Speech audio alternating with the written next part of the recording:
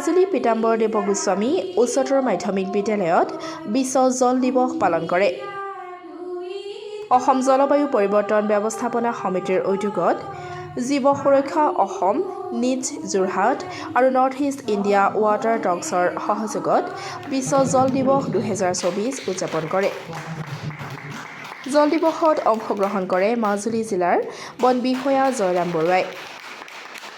বিশ্ব জল দিৱস উপলক্ষে বিদ্যালয়ত এক বিশেষ সভা আৰু শিক্ষাৰ্থীৰ মাজত বক্তৃতানুষ্ঠানৰ লগতে চিত্ৰাংকন পৰিৱেশৰ বিভিন্ন চিত্ৰ প্ৰদৰ্শন কৰা হয়। দ্বিতীয় শ্ৰেণী আছিলে 1980 চনৰ কথা। 80 চনৰ সময়ত দ্বিতীয় শ্ৰেণী সেই পাঠ্যক্ৰমটোত পানী নামৰ এটা 80 চনলৈকে আছিলে পানী নামৰ এটা প্ৰবন্ধ। সেই পানীটো আমি পাইছিলোঁ পানীৰ আকাৰৰ বিষয়ে, পানীৰ বিভিন্ন ধৰণৰ ৰূপৰ বিষয়ে। গতিকে সেইটো ইণ্টাৰেষ্টিং। তোমালোকে কিখিনি পালা আমি নাজানো, কিন্তু কথাটো হ'ল কি আজি তোমালোকে এই অনুষ্ঠানটো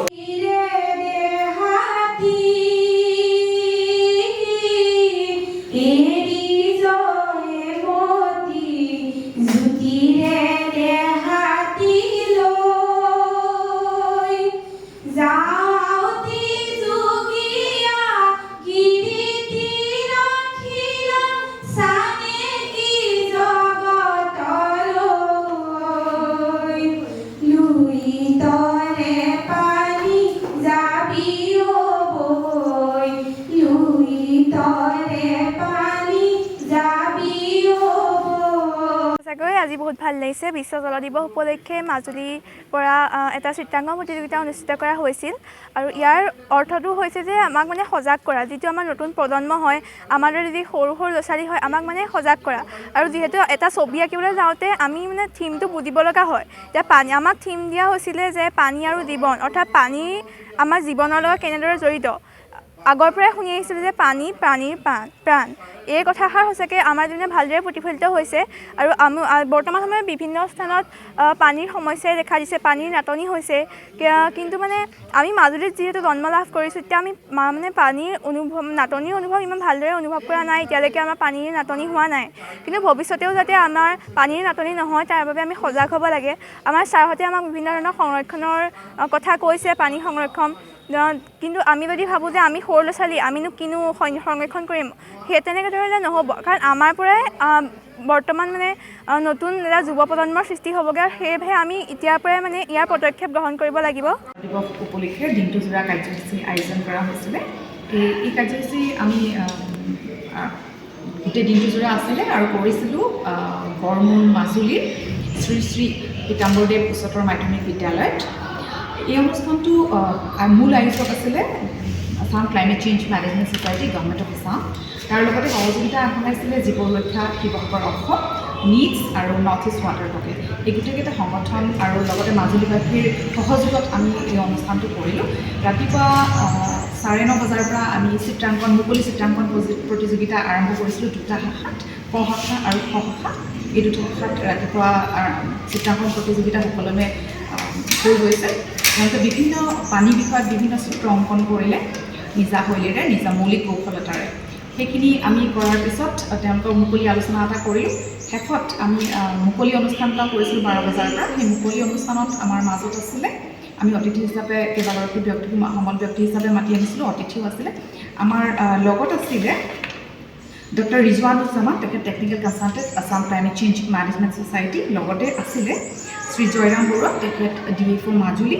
লগতে আমাৰ বিশিষ্ট সমল ব্যক্তি হিচাপে মাতি আনিছিলোঁ আমি মাজুলী কলেজৰ প্ৰাক্তন প্ৰাধ্যাপক ডক্টৰ নৰেন চন্দ্ৰ ঠাকুৰীয়া ডাঙৰীয়া। তেখেতে বিশেষভাৱে আমাক গোটেই দিন বিষয়টোৰ ওপৰত আলোকপাত কৰিলে। লগতে আমাৰ ইয়াত আছিলে আমাৰ এইখন বিশ্ববিদ্যালয়ৰে অধ্যক্ষ ডাঙৰীয়া, তেখেতো আমাৰ মাজত আছিলে। তেখেতো আমাক বহুত সহযোগিতা আগবঢ়াইছে। আৰু এই গোটেই মূল আলোচনাখিনিৰ লগতে আমি এটা মুকলি আলোচনা কৰিছিলোঁ। সেই আলোচনাটোৰ আঁত ধৰিছিলে কেশৱ কৃষ্ণ চত্ৰধাৰা, তেখেত নৰ্থ ইষ্ট ৱাটাৰ টকৰ। তেখেতে গোটেই মুকলি আলোচনাটো আঁত ধৰিলে। আমাৰ মাজুলীবাসীৰ পানীৰ বিষয়ৰ অনুভৱ, তেখেতৰ অভিজ্ঞতা, এইখিনিতে আমি তেতিয়াহ'লে মত বিনিময় কৰিলে। লগতে আমাৰ চয়নিকা আৰু পবিত্ৰ, তেওঁলোক মাজুলীৰে, তেখেতসকলে খুব সুন্দৰ দুটি গীত গালে আৰু কিছুমান গঠনৰ পৰা অহা যিসকল ব্যক্তি আছিলে তেওঁলোকে তাত নিজা নিজা মাজুলীক লৈ অনুভৱ প্ৰকাশ কৰে। আজি এটা সুন্দৰ এটা বিষয়বস্তু লৈ পেলাই শ্ৰী শ্ৰী পীতাম্বৰদেৱ দিব গোস্বামী হায়াৰ ছেকেণ্ডেৰী স্কুলত এখন সজাগতা সভা অনুষ্ঠিত হৈ যায়। ইয়াতে বিভিন্ন জেগাৰ ছাত্ৰ ছাত্ৰীসকলে ইয়াত অংশগ্ৰহণ কৰিছে। খুব এটা ভাল বিষয়। ইয়াতে সুন্দৰভাৱে সকলোকে আমি কিছুমান বিষয়বস্তুৰ ওপৰত আলোচনা কৰা হৈছে। আমি এটা কথা উল্লেখ কৰিছোঁ যে আমি হাতে কামে লাগিলে যিকোনো এটা বিষয়বস্তু সদায় সমাধান কৰিব পৰা যায়। আমি আমাৰ স্থানীয় যিবিলাক এলেকা, সেই এলেকাবিলাকত আমি ঘটি থকা যিবিলাক বিষয়বস্তু সেইবিলাক আমি অনুধাৱন কৰি পেলাই যাতে সেইবিলাক আমি সুকলমে তাৰ সমাধানৰ সূত্ৰ এটা উলিয়াব পৰা যায় আৰু সেই সমাধানৰ সূত্ৰৰ জৰিয়তে আমাৰ বিষয়বস্তুবিলাক সদায় সমাধান কৰিব লাগে। ধন্যবাদ।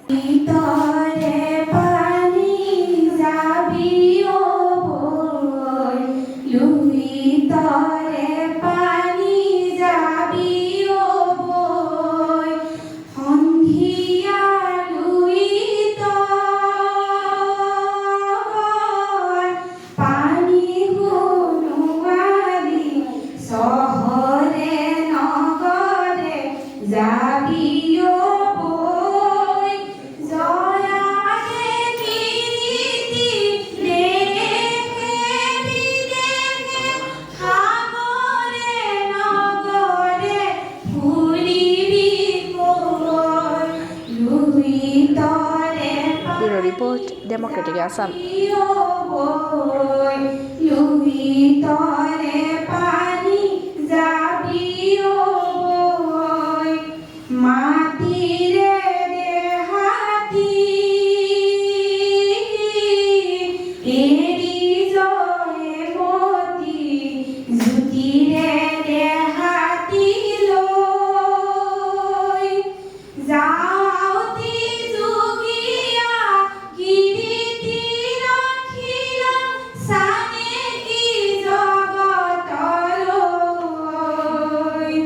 Luito